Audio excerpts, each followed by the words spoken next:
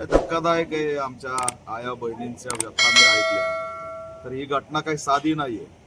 त्या गाडीवर विटाबाई मांग हे नाव होतं आणि ते नाव वाचून यांच्यावर हल्ला करणाऱ्यांनी हे मांगट्याचा तमाशा आहे अशा पद्धतीच्या शिव्या दिल्याचं सुद्धा त्यांनी आता सांगितलंय.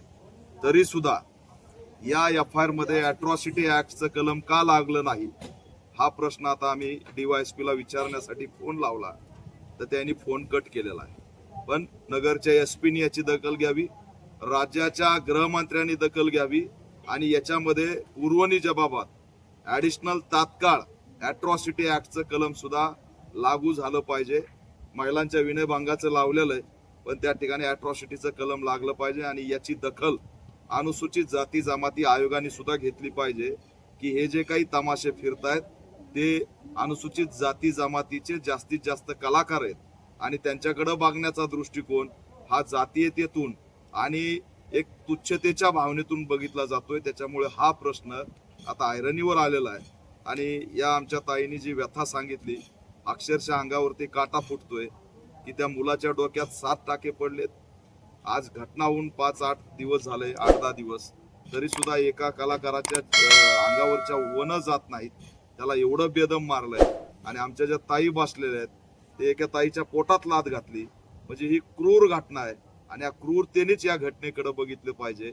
याचं एक विस्तृत निवेदन तयार करून आम्ही या ठिकाणी भूमिका घेणार आहेत. आरोपीवरती कठोर कारवाई झाली पाहिजे. फास्ट ट्रॅक कोर्टाच्या माध्यमातून ही केस चालली पाहिजे आणि कमीत कमी त्याच्यामध्ये जर तमाशा कलावंतावर हल्ला होत असेल तो किती किरकोळ असो की काही असो कमीत कमी 5 वर्षाची शिक्षा झाली पाहिजे ही सुद्धा त्यात तरतूद व्हावी अशी सुद्धा आमची मागणी राहणार आहे. आणि या माध्यमातून या सगळ्या तमाशा कलावंत पीडितांना मी शाश्वत करू इच्छितो की यापुढे तुम्ही एकटे नाहीत. हा पॅन्थर मुवमेंट घेऊन दीपक केदार तुमच्या पाठीशी उभा राहील आणि महाराष्ट्रात वावरत असताना तुमच्या जर केसाला जरी कुणी धक्का लावायचा प्रयत्न केला तर त्याला पॅन्थर स्टाईलने ठोकून काढल्याशिवाय आम्ही राहणार नाहीत. हा इशारा सुद्धा नराधामांना देतोय. आजपासून महाराष्ट्रात जिथे जिथे तमाशा कलावंत येतील, सांस्कृतिक कलावंत येतील, ते कोणत्याही क्षेत्रातले असू त्यांच्याकडे आदराने बघितलं पाहिजे. कारण हे क्षेत्र या ठिकाणी टिकलं पाहिजे. हे क्षेत्र टिकलं तर महाराष्ट्राची ओळख टिकणार आहे. हे क्षेत्र जर टिकलं नाही तर महाराष्ट्राची ओळख गोरेगावच्या ड्रग्स प्रकरणाकडे जाईल आणि हेच यांना आणायचंय. म्हणजे मुंबईमध्ये पोलिसाच्या संरक्षणात गोरेगावचा ड्रग्स कार्यक्रम चालतो. आनंद पटेल गुजराती तो नागपूर आणि गुजराती कनेक्शन मधून ड्रग्स पोरायला देतो. 2 मुलं मेले, 2. आमचा एक तरी तमाशा फड दाखवा की ज्याच्यामुळे कुणाची हानी झाली. अन्याय सहन करून कधीही कुणाच्याही जीविताशी आम्ही कधी खेळलो नाही किंवा आमच्यामुळे कुणाला त्रास झाला नाही. 3.5 लाख रुपये तिकीट होतं त्या कॉन्सर्टचं मुंबईच्या.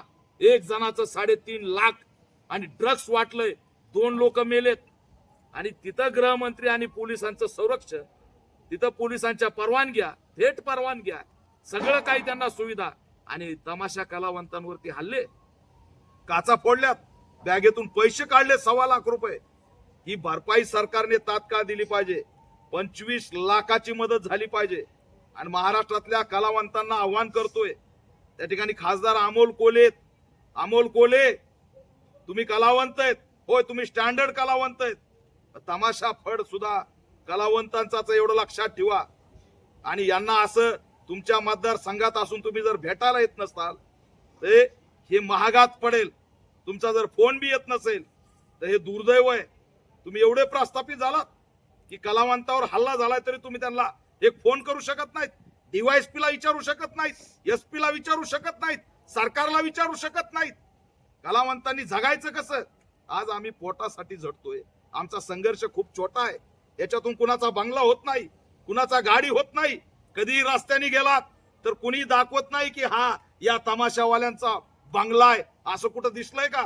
अहो खर सुद्धा आम्ही 3-3, 5-5 पिढ्या खपल्यात. विटाबाई मांग, नारायणगावकर यांच्या तमाशाची 5वी पिढी आहे. घर सुद्धा नाही बनवू शकलो. कोण आहेत हे लेकरं काम करणारे? लहान लहान मुलं कशासाठी काम करतायत? आज पोटासाठी खळगी भरताना रडावं लागतंय, विवळावं लागतंय, तिथं सोडावं, मारू नका हो दादा भाऊ मानतायत, तरी सुद्धा त्यांना लाज वाटाना. बहिणी म्हणून बघा ना, आजही आमच्याकडे वेश्या म्हणून रस्त्यावर पडलो. दलितांच्या लेकी रस्त्यावर पडलेल्या नाहीत.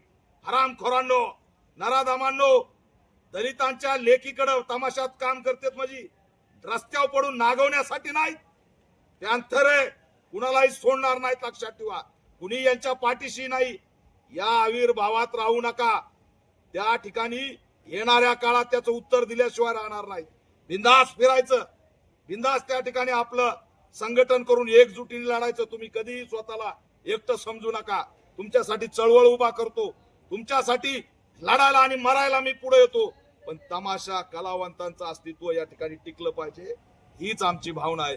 या सगळ्या प्रकरणाची दखल राज्य सरकारने घ्यावी, SC/ST आयोगाने घ्यावी आणि त्यासाठी सगळ्या व्यापक मागण्या घेऊन कलावंतांच्या रक्षणासाठी मी लवकरच आझाद मैदानात सुद्धा आंदोलन करणार आणि हा मुद्दा राज्यव्यापी करणार.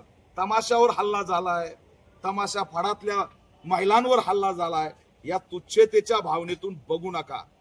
विठाबाई मांग, नारायण गावकर, भारत चीन युद्ध जे आता मी सांगितलं हे छोटा विषय नाहीये.